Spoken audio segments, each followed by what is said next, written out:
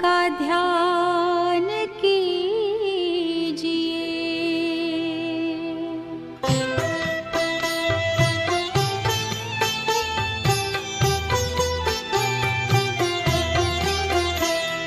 प्रेम से बस दो घड़ी प्रभु का ध्यान कीजिए। अपनी अंतर आत्मा को शांति से भर लीजिए, शांति से भर लीजिए।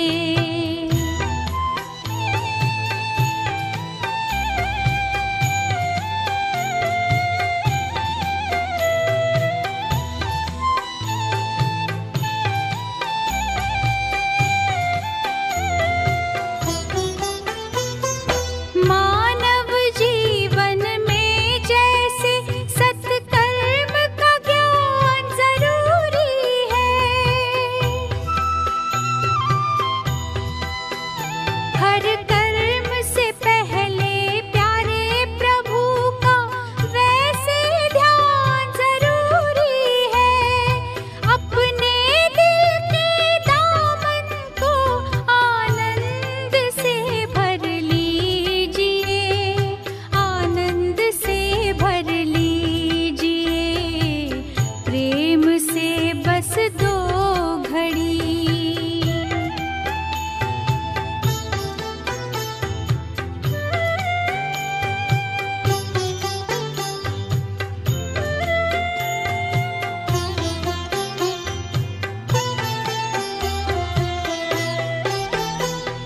जीवन की अनमोल घड़ियां यूं ही बीत ना जाए कहीं।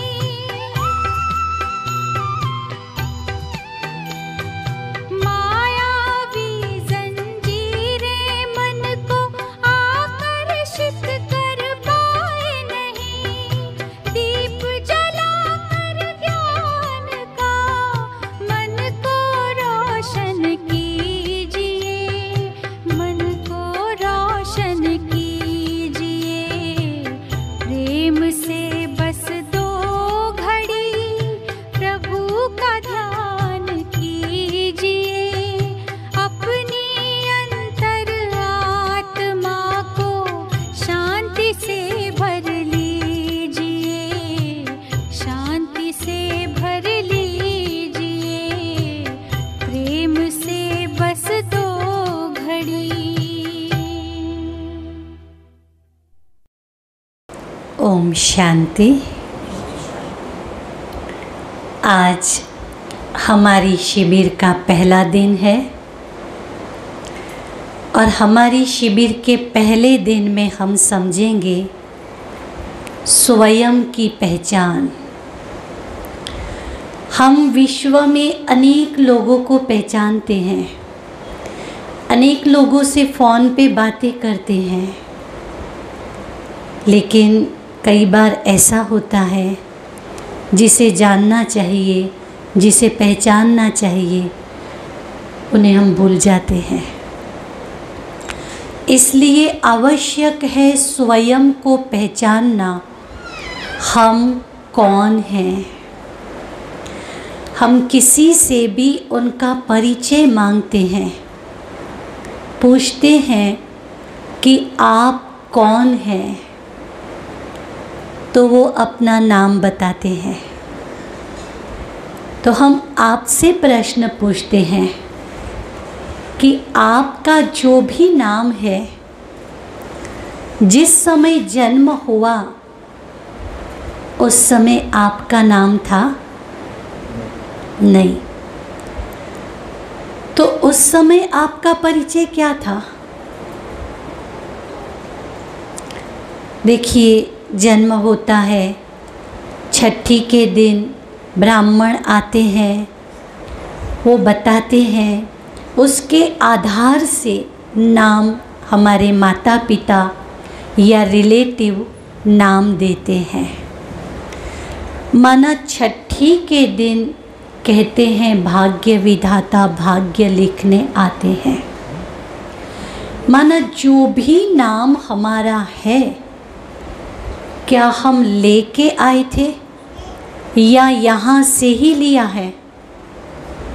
बताइए। यहाँ से लिया। और कभी ना कभी जाना तो होगा। नाम लेके जाएंगे या छोड़ के जाएंगे? नगर पालिका से नाम निकलवाने के लिए भी कोई और, भाई इसका नाम निकाल दो अब। माना हम नाम लेके आते नहीं हैं और लेके जाते भी नहीं हैं। सारी जिंदगी अपने नाम का गुणगान करते हैं जो साथ आने वाला नहीं है। हमारे अच्छे कर्मों से प्राप्त की हुई नामना वो साथ आएगी, बाकी नाम साथ नहीं आएगा। जैसे ही मृत्यु होता है उसी सेकंड से हमारे वाक्य बदल जाते हैं। हम ऐसे नहीं कहते इस व्यक्ति को यहाँ सुलाओ, हम कहते हैं सद्गत आत्मा को यहाँ रखो।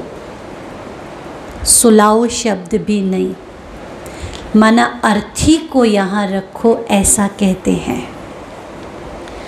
माना कि हमारे शरीर में ऐसा क्या है जिसके निकलने से उसी सेकंड हमारी वाक्य रचना बदल जाती है, जिसको हम अब तक पहचान नहीं पाए हैं। इसलिए सबसे पहले आवश्यक है स्वयं को पहचानना। और जो व्यक्ति स्वयं को पहचानता है वो अपने जीवन के अच्छे कार्यों में सफल होता है। हम बहुत कुछ करना चाहते हैं लेकिन कई बार वहाँ तक पहुँच ही नहीं सकते हैं। लगता है ऐसे कि नहीं? बहुत चाहनाएं हैं। हम चाहते हैं बच्चे पढ़ने में अच्छे हों, हम चाहते हैं हमारी तंदुरुस्ती अच्छी हो, हम चाहते हैं हमारा बिजनेस अच्छा चले, हम चाहते हैं हमारी कमाई अच्छी हो। चाहते सब कुछ है लेकिन मिलता कुछ है। वहाँ से हम अपसेट हो जाते हैं, माना जीवन चैन वाली खुशी नहीं मिलती है। इसलिए अगर आप एक ऊंच प्रकार का जीवन, श्रेष्ठ जीवन जीना चाहते हैं, एक बार पूरी पहचान खुद की ले लें। हम कौन हैं? मैं कोई व्यक्ति नहीं हूँ। व्यक्ति मेरा बाहर का परिचय है, लेकिन मेरा अंदर का परिचय मैं शक्ति हूँ। जैसे मोबाइल और सिम कार्ड। अकेला मोबाइल मेरे हाथ में है, शायद उसमें कॉन्टेक्ट नंबर भी है। मैं किसी को फ़ोन जोड़ूं, संपर्क होगा? क्यों? सिम कार्ड के बिना मोबाइल लोक संपर्क नहीं कर सकेगा। और अकेला सिम कार्ड हाथ में पकड़ के मैं बोलूं इससे बात करनी है, पॉसिबल है? नहीं। अर्थात अकेला सिम कार्ड भी कुछ नहीं कर सकता है और अकेला मोबाइल भी कुछ नहीं कर सकता है। सिम कार्ड और मोबाइल दोनों को एक होना पड़ता है।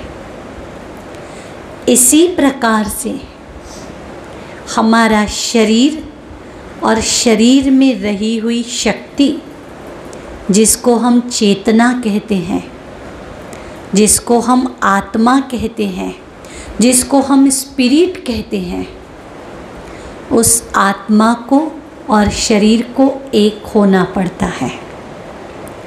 अब एक तरफ हमारी आत्मा है, समझ लीजिए दूसरे तरफ हमारा शरीर है, लेकिन दोनों के बीच में मन एक है। तो आत्मा और शरीर दोनों के बीच में एक मन होता है।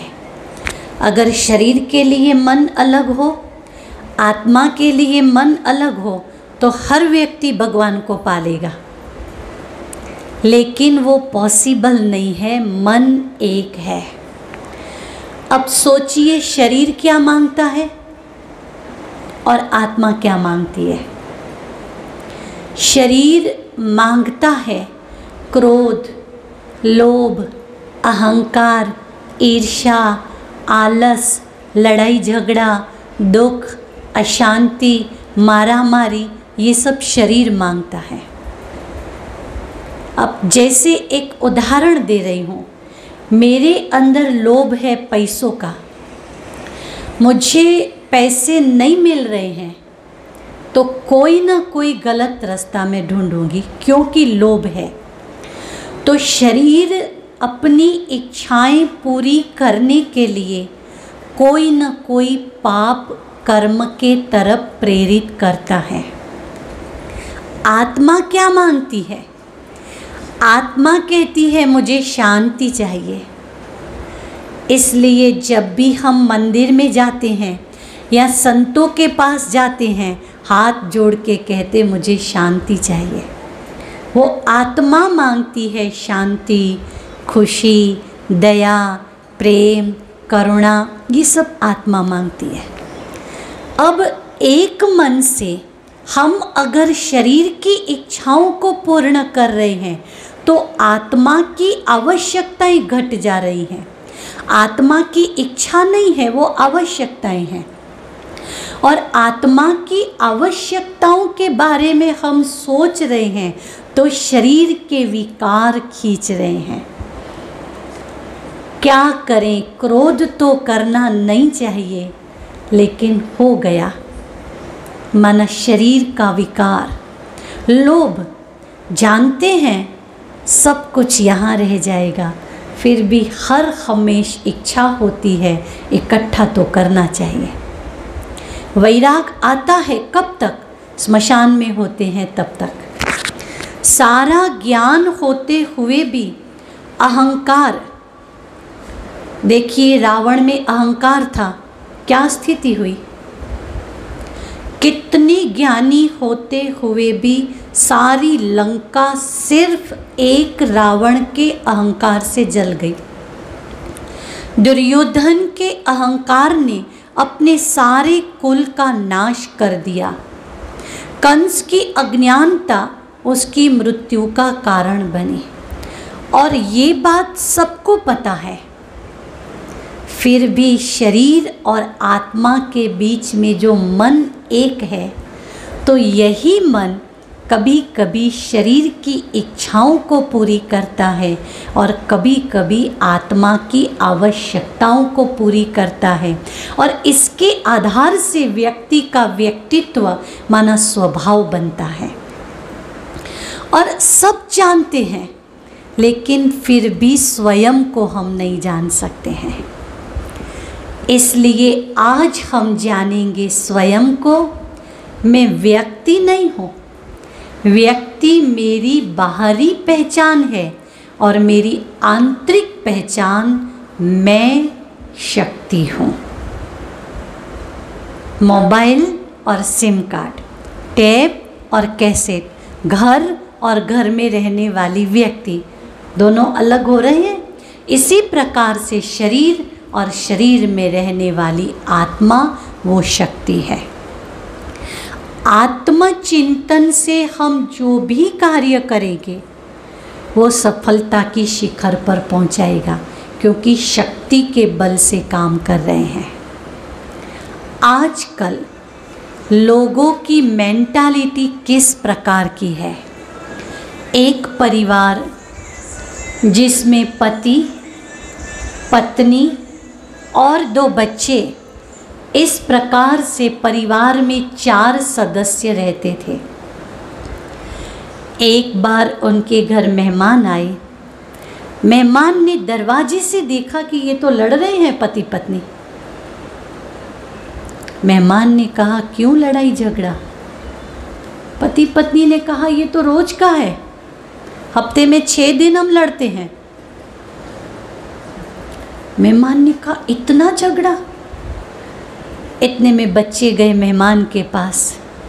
बच्चे मेहमान को बोलने लगे, हम लोग तो इस घर से परेशान हो गए हैं। तो छोटे छोटे बच्चे कह रहे हैं, हम लोग परेशान हो गए हैं हमारे माता पिता के लड़ाई झगड़ों को देख के, हम लोगों को कोई और कहीं ले जाए तो हम चले जाएं। अब पति पत्नी शर्म तो आएगी कि मेहमानों के आगे बच्चों ने ऐसा कह दिया। क्या कर सकते थे, बच्चे हैं, डांटेंगे तो बच्चे और अपसेट होंगे।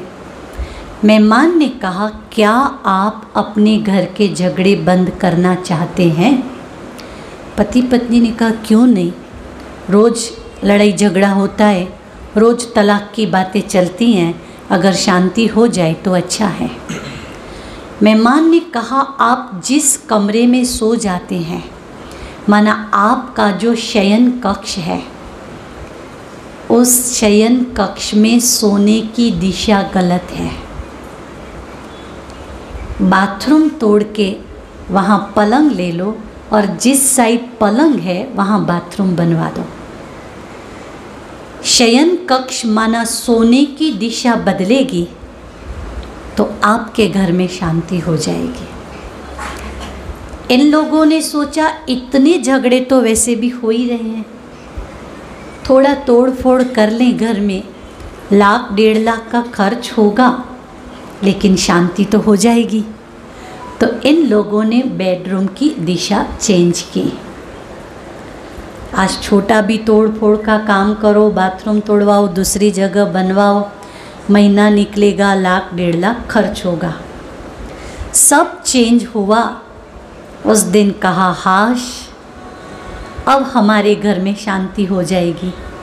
लेकिन दूसरे दिन फिर से झगड़ा हुआ। झगड़ा हुआ तो सोचा अब क्या किया जाए। तो सोचा कि देखो, हम लोगों ने मेहमान की बात से ये चेंज किया। किसी ने कहा ब्राह्मण से पूछो, ब्राह्मण सही बात बताएगा। तो इन लोगों ने किसी ब्राह्मण से सलाह ली कि घर में शांति लाने के लिए क्या करना होगा। ब्राह्मण ने कहा, आप जो खाना खाते हो वो बनाने की जगह की दिशा गलत है, इसलिए जो आपका कबॉट है वो इधर करो और भोजन बनाने की दिशा अलग करो। तोड़फोड़ की, चेंज किया, बोला हाश अब शांति हो जाएगी। लेकिन शांति हुई नहीं। अब क्या करें? 1 डेढ़ लाख पहली बार खर्च किया, 1 डेढ़ लाख दूसरी बार खर्च किया, समस्या वही की वही है। किसी ने कहा ब्राह्मण को थोड़ी इस बात का पता चलता है, इसमें तो कोई वास्तुशास्त्री होना चाहिए। अब वास्तुशास्त्र जानकार के पास गए। वास्तुशास्त्र ने कहा छोटी बड़ी चेंज तो भले नहीं करो, लेकिन घर का मुख्य द्वार बदल दो। इन लोगों ने मुख्य द्वार चेंज करवाया, माना आगे के साइड बंद करवा के साइड का दरवाज़ा लगवाया। फिर से खर्चे हुए, लड़ाई झगड़ा तो चालू ही रहा। इतने में जिसने इतनी सारी घर में तोड़फोड़ करवाई थी, उसके घर से 2 घर छोड़ के हमने एक शिविर रखी थी। शिविर का टाइटल था आध्यात्मिक शिविर के द्वारा पारिवारिक शांति। अब किसी के घर सत्संग होता है तो आस पड़ोस के लोगों को बुलाते हैं, तो वो लोग कहने गए आध्यात्मिक ज्ञान से पारिवारिक शांति। तो वो लोग समझ नहीं सके ये क्या है, आध्यात्मिक ज्ञान क्या है, लेकिन पारिवारिक शांति ये शब्द सुन के दूसरे दिन फटाफट आ गए। हाथ जोड़ के मुझे कहा, बहन हमने किचन तोड़वाया, बेडरूम तोड़वाया, मुख्य द्वार तोड़वाया कि हमारे घर में शांति हो जाए, क्या आप हमें शांति दे सकते हैं? हमने कहा हाँ दे सकते हैं। तो बोलो आप सारा मकान तो नहीं तोड़वाएंगे? तो हमने कहा हम मकान तो क्या, एक ईंट भी नहीं तोड़वाएंगे। तो का कुछ चेंज नहीं करना पड़ेगा और शांति मिल जाएगी? हमने कहा आपके मकान में कोई चेंज नहीं होगा और शांति जरूर मिलेगी। तो उन लोगों ने कहा आखिर हमें क्या करना होगा? हमने कहा आपको कुछ नहीं करना है, अब जो करना है मुझे करना है। खुश हो गए। फिर हमने उनको बिठाया, एक दिन की शिविर सुनाई और उस शिविर में एक छोटी सी बात सुनाई, छोटी सी। हम अपने विचारों की दिशा बदलते हैं तो हमारी सारी दशा बदल जाती है। बात छोटी सी है, दिशा बदलने से दशा बदल जाएगी। और इस बात को हमने उनको समझाया। विचार को बदलें, और उन लोगों ने अपने विचारों को बदलने का प्रयास किया।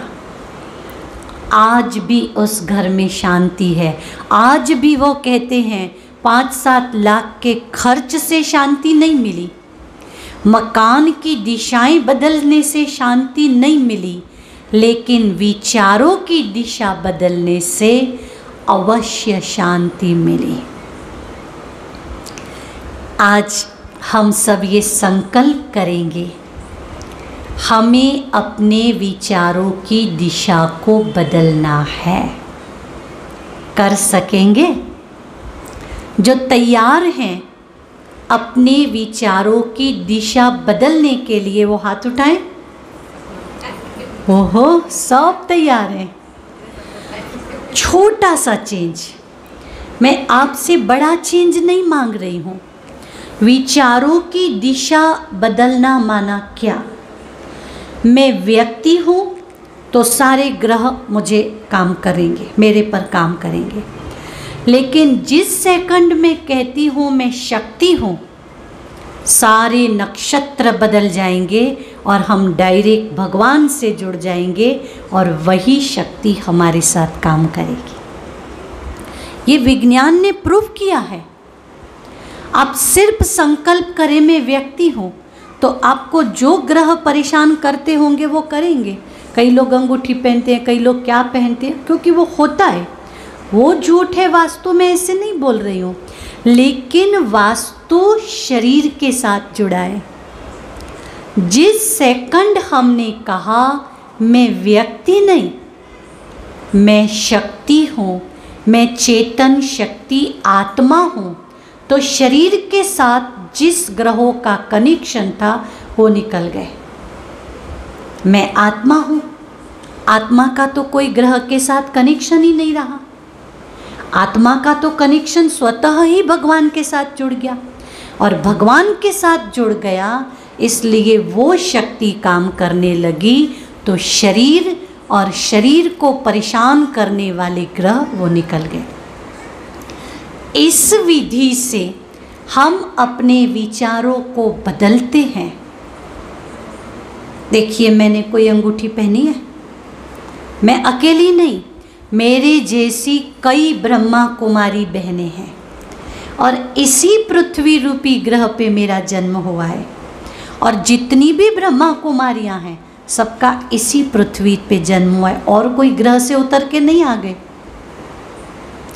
इसी सृष्टि पे जन्म लेके, इसी ग्रह नक्षत्र में बड़े होके, हाँ छोटे होंगे, ज्ञान नहीं होगा तो किसी ने कहा भी होगा कि आपको ये ग्रह परेशान करेगा, लेकिन जिस दिन से भगवान का ज्ञान मिला, हमारी आत्मा भगवान से कनेक्ट हुई, उस दिन से सारे ग्रह हट गए।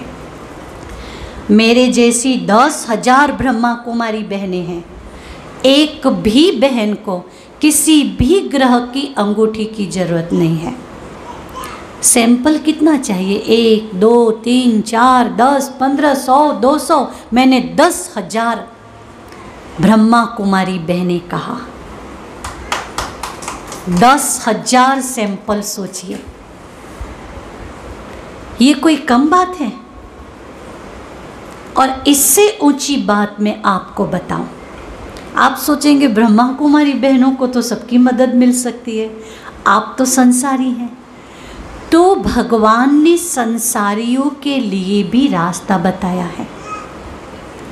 कल ही आप जिस ज्योतिषी को मानते हो उस ज्योतिषी के पास जाके अपनी हस्तरेखा दिखा के वो जो बोले आप लिख लीजिए।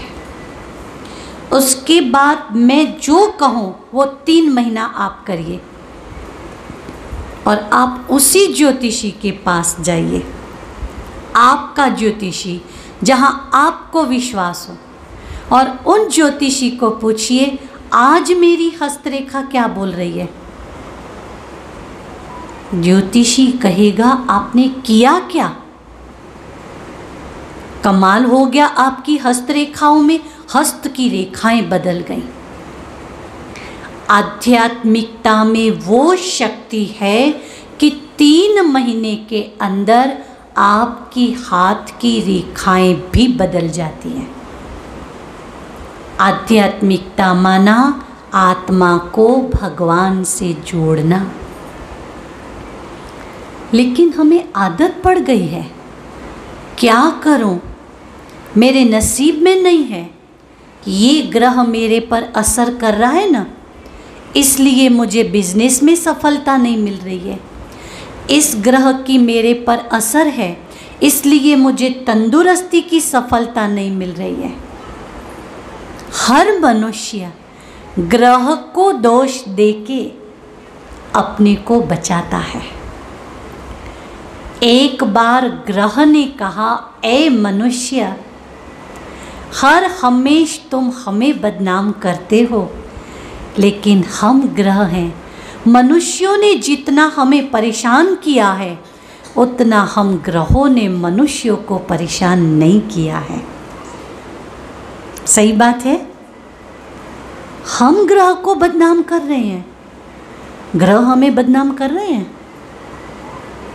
नहीं कर रहे हैं। इसलिए हमारे ग्रह भी बदल जाएंगे। एक बार हम खुद को पहचानेंगे तो। एक छोटा बच्चा भी साइकिल चलाने के लिए 2-3 दिन तो पहले मेहनत करता ही है, करता है कि नहीं? कि सीधा साइकिल पर बैठे और आ जाती है। बेटा क्या होगा, साइकिल एक बार तो चलाना सीखनी पड़ेगी, साइकिल या स्कूटर एक्टिवा कुछ भी। पहली बार सीखेंगे तो क्या होगा, डर लगेगा, फिर आ गई तो कैसे चलेगी? तेरे को आती है? कौन सा व्हीकल आता है? एक्टिवा सीख रहा है। जिस दिन पहले दिन बैठा उस दिन क्या हुआ, लगा थोड़ा? पहली बार जब सीखने के लिए विचार किया उस समय ही डर लगा। एक बार बैठे बैलेंस नहीं था, दूसरी बार बैलेंस कम था, तीसरी बार बैलेंस बनता गया, उसके बाद तो कंप्लीट 1 महीना या 2 महीना पूरा हुआ, एक हाथ से एक्टिवा और एक हाथ से मोबाइल, और पहली बार तो 2 हाथ से भी ऐसे ऐसे ऐसे। इसलिए आज हम आपको पहली बार कह रहे हैं, आप व्यक्ति नहीं हैं, आप शक्ति हैं। तो आप सोचेंगे पता नहीं कौन सी ये शक्ति लेके आई है, लेकिन एक बार इस शक्ति का एहसास कर लिया, माना एक बार सीढ़ी, उसका एक स्टेप अगर बच्चे को चढ़ना आता है ना, तो बाकी तो सारे स्टेप वो चढ़ जाता है। जैसे यही सीढ़ी है, छोटे बच्चे को एक स्टेप चढ़ना सिखाइए, दूसरा स्टेप तो ये पहला स्टेप अगर आपको आ गया, बाकी सारे स्टेप आप खुद चढ़ जाएंगे। इसलिए सबसे पहले स्वयं को पहचानिए। कोई नक्षत्र, कोई ग्रह कुछ भी मुझे परेशान कर ही नहीं सकता, क्योंकि मैं शक्ति स्वरूप आत्मा हूँ। आपके सारे ग्रह परेशान करने वाले सारे ग्रह हट गए। गुरु की दशा आप पर हो गई। आपका गुरु, उनकी छत्र छाया आपके साथ है। खुशी हुई ना? खुशी हुई कि नहीं? अब आप पर गुरु की दशा है, भगवान का हाथ आपके सिर पर है, आप भगवान की छत्र छाया में सलामत हैं। क्योंकि मैं शक्ति स्वरूप हूँ, मैं आत्मा हूँ। अब समझेंगे आत्मा कहाँ है। ये तो सिर्फ बोल दिया, अनुभव चाहिए ना। हमारे शरीर में, भ्रुकुटी में आत्मा विराजमान है। सन्यासी तिलक यहीं करते हैं, माताएं कन्याएं यहीं तिलक करती हैं, और देवी देवताएं भी यहाँ ही तिलक करते हैं। यहाँ आत्मा रहती है, आत्मा विराजमान है, इसलिए इस जगह पर ही तिलक किया जाता है। इतना ही नहीं, कई बार हम परेशान होकर क्या बोलते हैं, क्या करें मेरे नसीब में नहीं है, कहते हैं। और कभी कोई अच्छी बात आ गई तो उस समय क्या कहते हैं, मैं नसीबदार हूँ, हाथ यहाँ जाता है। माना नसीब अच्छा, नसीब खराब, यहाँ ही हाथ जाता है, क्योंकि यहाँ आत्मा है। यहाँ माना कहाँ? यहाँ से अंदर और ऊपर से 2-2.5 इंच नीचे, यहाँ से 2-2.5 इंच नीचे और यहाँ से अंदर हमारे शरीर में हाइपोथैलेमस ग्रंथि है। और उस हाइपोथैलेमस ग्रंथि में एक छोटा सा स्टार, एक छोटी सी ज्योत, जिसको हम आत्मा कहें, स्पिरिट कहें या सॉल कहें, वो वहाँ रहती है। एक करंट कह सकते हैं, आध्यात्मिक करंट, वो आत्मा उस हाइपोथैलेमस में रहती है। आत्मा की 3 शक्तियाँ हैं, मन, बुद्धि और संस्कार। मन क्या करता है जानते हैं? सोचना। मन सोचता ही रहता, सोचता ही रहता, और कई बार दिन को सोचते सोचते सोचते दिन पूरा हो गया, रात हो गई, लेकिन कुछ सोचना बाकी रह गया तो स्वप्न, उसमें भी बाकी रह गया तो बोलना नींद में, उसमें भी कुछ बाकी रह गया तो उठ के चलने लगते हैं। बाकी रात सोने के लिए है, दिन कार्य व्यवहार करने के लिए है।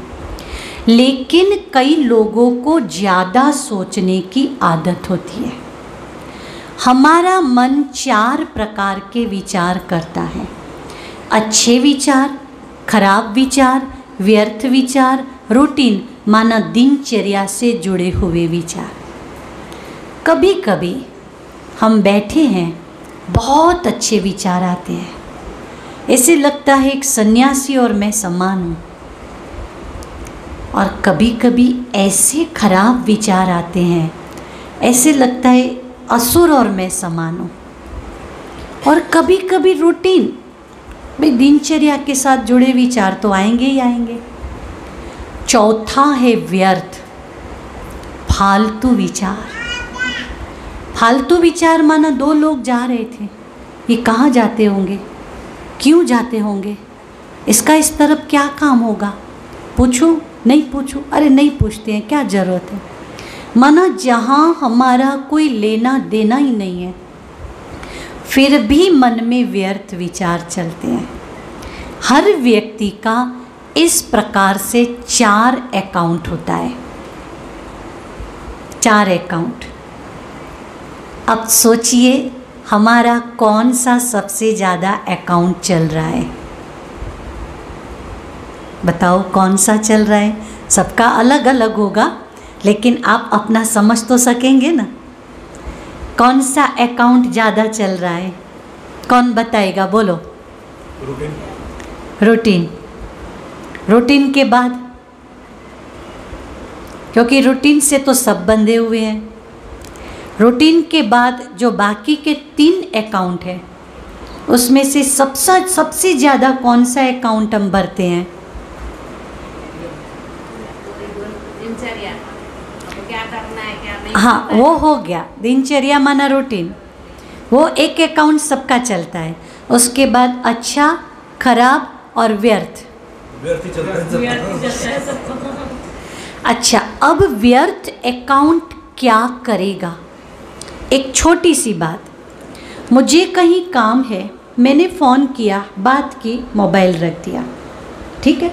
सारे दिन में दो मिनट पता नहीं कितनी बार मैंने बात की, लेकिन मुझे आदत है बार बार मोबाइल खोलना, इधर उधर देखना, फिर बंद करना, फिर मोबाइल खोलना, फिर बंद करना। भले किसी का फ़ोन आया भी नहीं, मैंने किया भी नहीं, बैटरी डिस्चार्ज तो भी होगी। क्यों हुई बैटरी डिस्चार्ज? बार बार मैंने मोबाइल खोला, बंद किया, खोला, बंद किया, इसलिए बैटरी डिस्चार्ज हुई। व्यर्थ। अब सोचिए, हमारी आत्मा इस शरीर की बैटरी है और फालतू विचारों में हम इसकी बैटरी कितनी यूज़ करते हैं? बोलो। इसलिए फालतू विचारों में हमारी बैटरी यूज़ हो जाती है। फिर क्या होता है? सुबह को उठते हैं, उस समय ठीक है, लेकिन सारा दिन काम करते करते नहीं तो बैटरी इतनी चार्ज होती है कि रात तक कंप्लीट चले, लेकिन दोपहर तक तो डिस्चार्ज हो जाती है। हम अपने ही विचारों से थक जाते हैं, अपनी ही बैटरी खुद यूज़ करके हम थक जाते हैं। फिर क्या होता है? अब मेरी बैटरी कम है, डिस्चार्ज होने वाली है, लेकिन सामने से डिमांड है। जैसे आप सब बड़े हैं तो आपके बच्चे प्रेम से कहेंगे, मम्मी ये खाना है, ये काम है, पापा ये चाहिए, आपको गुस्सा आएगा। क्यों? डिस्चार्ज। बच्चे गलत नहीं है, बच्चे तो छोटे हैं। डिस्चार्ज बैटरी के सामने जो भी आएगा वो डिस्चार्ज बैटरी सही उत्तर नहीं दे सकेगी। इसमें क्या होगा? परिणाम, परिवार के बीच कुछ न कुछ क्लेश खड़े होंगे। कहाँ तक क्लेश खड़े होंगे? चलो बच्चों को डांट दिया तो वो चुप हो जाएंगे, लेकिन पति पत्नी के बीच होगा तो तुम कौन होते हो मेरे को इतना सारा बोलने वाले? मेरे माँ बाप ने भी इतना नहीं बोला है।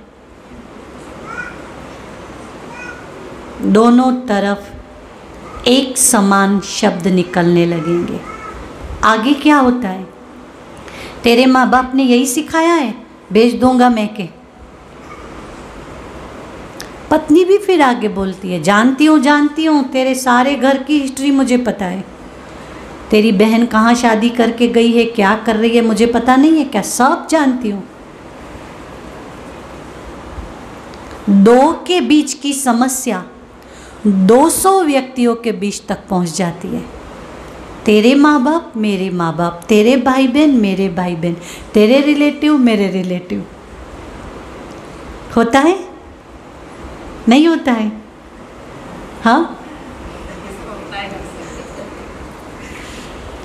और इन सारी समस्याओं का कारण तो एक ही है, डिस्चार्ज बैटरी। बैटरी डिस्चार्ज हुई माना समस्या आएगी, आएगी, आएगी। क्या समस्या श्री राम के जीवन में नहीं थी? श्री राम को अंदर से तैयार करके ले आई कि आज तुम्हारा राज्याभिषेक है और मुकुट धारण करना है, चलो।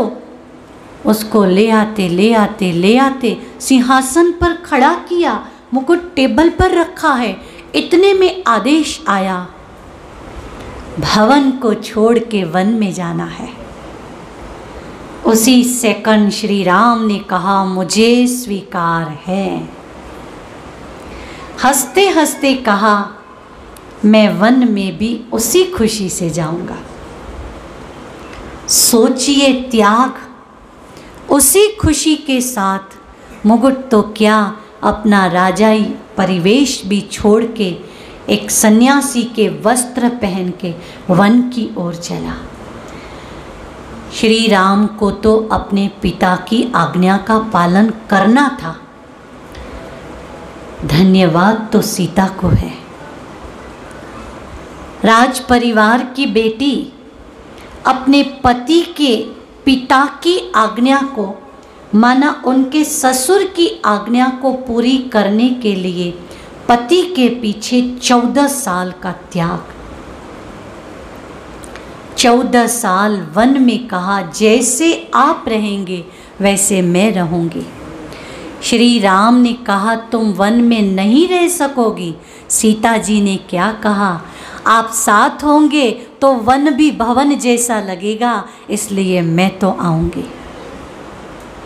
यहाँ बात अभी पूरी नहीं हो रही है। उसके पीछे लक्ष्मण ने कहा मैं तो आपकी छाया बन के साथ रहता हूँ, मैं तो अलग हो ही नहीं सकूँगा, भाई हो तो मेरे जैसा, इसलिए तो मैं आऊँगा। लक्ष्मण तैयार, सीता जी तैयार, तीनों वन की ओर चले। भरत, जितना प्यार लक्ष्मण साथ रह के करते थे, भरत ने कहा मैं दूर रह के सारे संसार को बता दूंगा कि भाई कैसा होना चाहिए। लक्ष्मण तो साथ जाके बता सकता है, मैं दूर रह के सारे संसार को सिद्ध कर दूंगा कि भाइयों का प्यार कैसा होता है। बात यहाँ पूरी नहीं होती है।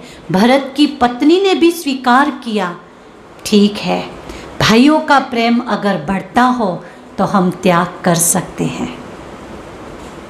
माना इतना साथ सहकार जिनको आज संसार याद कर रहा है। राजाई के लिए सब कुछ त्याग करना। और महाभारत, राज गद्दी लेने के लिए हर प्रकार के खेल करना। रामायण माना देखिए गद्दी को छोड़ दिया, और महाभारत गद्दी पाने के लिए सब कुछ कर लिया। आज क्या स्थिति है? घरों में कौन सी स्थिति है? परिवार के लिए त्याग भावना। बोलिए। महाभारत, कहाँ कहाँ महाभारत आता है। छोटी छोटी बातें होती हैं। एक भाई अपने भाई को अगर मदद करता है, कहीं न कहीं पत्नी के मन में ईर्ष्या जगती है। वो 2 भाई हैं, 3 भाई हैं, 4 भाई हैं, एक कम कमा सक रहा है, एक ज़्यादा कमा सक रहा है, तो एक दूसरे को मदद करना अच्छी बात है। पत्नी का स्थान अपनी जगह होता है, भाई का स्थान अपनी जगह होता है, माता पिता का स्थान अपनी जगह होता है। कोई किसी का कुछ छीन ही नहीं सकता है, लेकिन मन नहीं मानता है। इसने मेरे भाई को, इसने उनके भाई को 5 लाख दे दिए और मैं 1 महीने से 5,000 मांग रही हूँ, मुझे तो दे ही नहीं रहे हैं। पति जानते हैं पत्नी को सच में ज़रूरत नहीं है, लेकिन वो 5 लाख देखा इसलिए वो 5,000 की जिद कर रही है। इस प्रकार से घर में झगड़े बढ़ते हैं और इन झगड़ों का कोई रास्ता नहीं निकलता है, परिवार टूटता है। पैसों से परिवार नहीं टूटता है, पैसों की ईर्ष्या से टूटता है।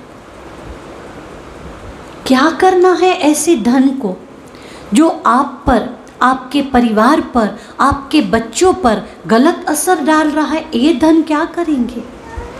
आप अपने बच्चों को वारसदार बना के क्या देंगे? संस्कार, अच्छी विद्या, अच्छा सत्संग जो उनको हर हमेश आगे बढ़ाए। सिर्फ संपत्ति के लिए ईर्ष्या, संपत्ति के लिए झगड़ा, सत्संग के लिए तो कभी झगड़ा नहीं किया, संस्कार के लिए तो कभी झगड़ा नहीं किया। बड़ों का जब मृत्यु हुआ तो वहाँ तो ऐसे नहीं कहा कि उनमें इतने सारे अच्छे संस्कार थे तो हम लोग बांट लें। नहीं, वो तो तुम ही रखो, पैसा मुझे दे दो। संपत्ति का झगड़ा अगर जहाँ होता है वहाँ परिवार का प्रेम टूटता है। 2-4 हज़ार के लिए या 2-4 लाख के लिए आपने झगड़ा शुरू किया और वही इतना डॉक्टरों के पास हम खर्च करते हैं। झगड़ा कर कर के परिवार के किसी एक व्यक्ति को हृदय पर असर हुई, कितना खर्चा होगा हृदय के असर पे। 5-6 लाख की बात से झगड़ा हुआ था, 5-7 साल झगड़ा चला, एक व्यक्ति को हृदय पर असर हुई, 5-7 लाख खर्चा किया, बोला अब सब शांति रखो तो अच्छा है, नहीं तो मुझे डॉक्टर ने ऐसा कहा, सब चुप हो गए। 5 लाख तो किसी को ज़रूरत थी परिवार में, लेकिन ये हमने अपने नसीब से घटाया, माना हमारा परिवार प्यार से जुड़ा हुआ था, उसमें ईर्ष्याएं खड़ी करके, लड़ाई झगड़े करके ये पैसे तो हमने अपनी कम बुद्धि से गंवाए। होता है? आप लोगों को बातें सही लग रही हैं? ये सही बातें हैं। इसलिए सबसे पहला महत्व हमें अपने परिवार को बनाने के लिए देना है। ये है हमारा मन से सारे विकारों को हटा दीजिए। कोई विकार मन में नहीं रखने हैं, किसी विकार की हमारे अंदर आवश्यकता नहीं है। हमारे नसीब में नहीं होगा, हाथ में होगा तो कोई छीन लेगा, नसीब में होगा तो कहीं से भी आ जाएगा। अपने नसीब पे विश्वास रखिए, लड़ाई झगड़ों पे नहीं। फिर देखिए जिस परिवार में आप रह रहे हैं वो परिवार कैसा बन रहा है। सबसे पहला महत्व परिवार को दें, बच्चों को दें, बड़ों को दें, साथी जो हैं उनको दें। तो इस प्रकार से मन के विचार बदले तो बुद्धि का निर्णय अच्छा आएगा, क्योंकि हम निर्णय ही सही नहीं ले सक रहे हैं। मन की ईर्ष्या, फिर बुद्धि क्या करेगी? बुद्धि कहेगी सही बात है, नहीं देना चाहिए ना। पड़ोसी को पूछा, ऐसे थोड़ी चलता है, हम भी तो अपना घर छोड़ के आए हैं, वो अपना ही अपना सोचेंगे तो हमारा कौन सोचेगा? दे दो धमकी तुम। हमारे मैके वाले पावरफुल हैं, वो भी आएंगे, वो भी धमकी दे देंगे। धमकियों से परिवार नहीं बनता है, प्रेम से परिवार बनता है। प्रेम से दिल क्यों नहीं जीत ले रहे हैं? जो 3-4 लोगों को बुलवा के हम धमकियां दे रहे हैं। धमकी से कभी भी परिवार का सुख नहीं ले सकेंगे। आगे के वाक्य में स्पष्ट बोल रही हूँ, जिस पत्नी ने पति को धमकी दी उसी घर में बच्चे बड़े होकर माँ को धमकी देते हैं। आपने जो अपने पति के साथ किया, आपके बच्चे आपके साथ करेंगे, या तो पति ने जिस पत्नी के साथ किया उनके ही बच्चे उनके साथ करेंगे। हाँ, पति पत्नी धमकी दे के कुछ भी कर लेंगे, जिस दिन बच्चों की समस्या होगी उस दिन क्या करेंगे? पति पत्नी चलो लड़ के तलाक ले लेंगे, लेकिन बच्चे, कोई रास्ता नहीं होगा। इसलिए आज से हमें अपने निर्णय को बदलना है, और निर्णय लेने का काम बुद्धि करती है। बुद्धि माना निर्णय। आज का लिया हुआ निर्णय हमारा भविष्य बनाएगा। उसके बाद बनते हैं संस्कार। क्या करूं? आदत बन गई है, आदत ही ऐसी है, क्या करें? कहते हैं आदत बन गई है। कई आदत होती है। पति कहते वैसे तो ज़्यादा कुछ नहीं, थोड़ा सा तम्बाकू मसाला खाने की आदत है। पत्नी पत्नी कहती दूसरा तो सब ठीक है, लेकिन सुबह को जल्दी उठा ही नहीं जाता है। बच्चों को समय पे चाय चाहिए, पति को समय पे गर्म पानी चाहिए, चाय चाहिए, नाश्ता चाहिए। क्या करें, आँख ही नहीं खुलती है। मैं तो मैके में 10 बजे उठती थी, फिर भी यहाँ 8 बजे तो उठ रही हूँ। हर पक्ष में कुछ ना कुछ कमी होती है। किसी को व्यसन की तो किसी को फैशन की तो किसी को टेंशन की। कोई व्यसन करता है, कोई फैशन करता है, कोई टेंशन करता है। लेकिन परिवार की समस्या परिवार के बीच में ही सॉल्व होती है। दो के बीच में समस्या हुई ना, दो बैठेंगे तो उसका समाधान मिलेगा, लेकिन तीसरे को बुलाएंगे ना, समाधान नहीं मिलेगा। 3 के बीच में कोई समस्या खड़ी हुई तो 3 लोग मिलकर समाधान करो, जल्दी होगा। चौथे को बुलाएंगे तो समाधान नहीं होगा।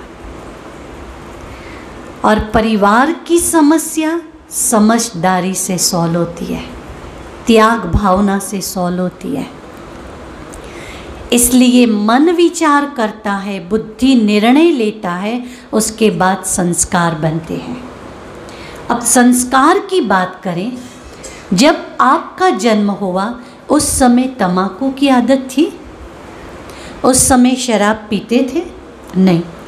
और हर बच्चा, बेटी हो बेटा हो, बच्चे का जन्म होता है ना, हर बच्चा सुबह को 4 बजे उठता है। हर बच्चा। ये मूलभूत आत्मा के संस्कार भगवान ने बनाए थे। आप लोग अपने बच्चों को देखिएगा कितने बजे उठते हैं। जब छोटे थे, जन्म हुआ था, उठते थे 4 बजे। आप क्या करते थे? सो जाओ। कैसे न कैसे करके उसको सुलाते थे। ठीक है, समझ लीजिए आपकी बेटी छोटी थी, 4 बजे उठती थी, 20-22 साल की हुई, आपने शादी कराई, ससुराल गई, ससुराल वालों ने कंप्लेन की कि आपकी बेटी लेट उठ रही है। सोना किसने सिखाया था? अपनी खुशी के लिए माँ बाप ने, माना खुद को नींद आ रही थी माता पिता को, इसलिए बच्चे को सोना सिखाया। लेकिन आत्मा का मूलभूत संस्कार है सुबह जल्दी उठना। ये मूलभूत संस्कार है। तो मूलभूत संस्कार है। मैं ऐसे आप लोगों को नहीं बोल रही हूँ कि आप सब कल से 4 बजे उठिए, लेकिन परिवार वालों को जितने बजे आवश्यकता है इतने बजे तो हो सकता है। 4 बजे आप नहीं ही उठ सकेंगे और मेरा कोई दबाव भी नहीं है, लेकिन जो आवश्यकता परिवार को जैसी है वैसे चाहे तो उठ सकते हैं। इससे परिवार में प्रेम बना रहेगा। दूसरी बात, व्यसन ये हमारी आत्मा के संस्कार नहीं है, वो मेरे शरीर की आदत है। मैं पूछ नहीं रही हूँ कोई करते हैं या नहीं करते हैं, लेकिन ये आदत है, ये ऊपर के लेयर्स हैं। जैसे देखिए सोफे पे ये चिपका हुआ है, लेकिन ये चादर बिछी हुई है। व्यसन चिपक जाता है, लेकिन ये चेंज हो सकता है। हम चाहे ये ऊपर का कवर फट गया तो हम बुला के चेंज करा सकते हैं कि नहीं? तो व्यसन हम छोड़ सकते हैं, आदतें हम बदल सकते हैं, जल्दी हम उठ सकते हैं, प्रेम से हम बोल सकते हैं, ईर्ष्या हम छोड़ सकते हैं, क्योंकि ये सब लेयर्स हैं, मूलभूत संस्कार नहीं है, लेयर्स हैं। जैसे उत्तरायण पे छोटे बच्चे क्या करते हैं जानते हैं? पतंग आता है ना तो उसके साथ डोरी होती है, तो पहले कागज़ लेंगे, जो डोरी आई पीली आई तो पीली लगा दी ऊपर, उसके बाद कोई सफ़ेद डोरी पतंग के साथ आई वो सफ़ेद लगा दी, उसके बाद लाल कलर की आई तो लाल कलर की लगा दी। जितनी डोरी मिलती गई लगाते गए, लास्ट काले कलर की मिली काली लगा दी। कागज़ सफ़ेद, फिर पीली डोरी, लाल डोरी, अलग अलग अलग अलग, लास्ट ब्लैक कलर। तो किसी ने लास्ट में पूछा ये बॉल किस कलर का है? तो ब्लैक कलर का है। एक एक डोरी खोलते गए, कलर बदलता गया, लास्ट में कागज़ वाइट कलर का निकला। इसलिए हमारी ईर्ष्या, हमारा क्रोध, हमारी आदतें, हमारे व्यसन ये लेयर्स हैं। आप चाहेंगे तो बदल सकेंगे, नहीं चाहेंगे तो नहीं बदल सकेंगे। इसलिए हमारे निर्णय ही हमारा भविष्य बनाते हैं। आज का निर्णय हमारा भविष्य बनाएगा। पहले का निर्णय हम आज जी रहे हैं, आज के निर्णय आगे के भविष्य बनाएंगे। इसलिए खुद को पहचान के, कलयुग में दूसरा सुख मिले न मिले, परिवार का सुख और तंदुरुस्ती का सुख और समय पे सोना, समय पे उठना, ये सुख भाग्यशाली को मिलता है। मैंने ऐसे भी लोग देखे रात को 10-11 बजे बिस्तर में जाते हैं, नींद 1 बजे आती है। 3 घंटा बिस्तर में नींद करने के लिए मेहनत, बाद में नींद आई। नींद मेरे जीवन की सबसे बड़ी खुशी है। समय पे नींद आनी चाहिए, समय पे आँख खुलनी चाहिए। ये कैसे होगा? थोड़ा ध्यान सीखेंगे तो ये सब सरल हो जाता है। ये सब कॉमन बातें हो जाती हैं। जो आज कठिन लग रहा है वो पीछे कॉमन हो जाता है। तो आज हमने सुना आत्मा के बारे में, माना मैं व्यक्ति नहीं, मैं शक्ति हूँ। कल का दिन हमारे जीवन का अमिट छाप बन जाएगा, भगवान कौन है। माना भगवान की एड्रेस ही हम आपको दे देंगे। आप सोचिए, भगवान की एड्रेस आपको मिल जाए, साथ में कॉन्टेक्ट नंबर मिल जाए, आप कहीं भी रह के भगवान से कनेक्ट हो सकेंगे। भगवान कहते हैं कलयुग के अंत में मैं ऑनलाइन होता हूँ।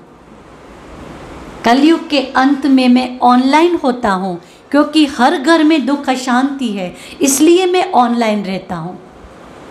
जिसको जिस समय भगवान से कनेक्ट होना हो सकते हैं। कौन कौन चाहते हैं भगवान से ऑनलाइन कनेक्ट होना? कौन चाहते हैं?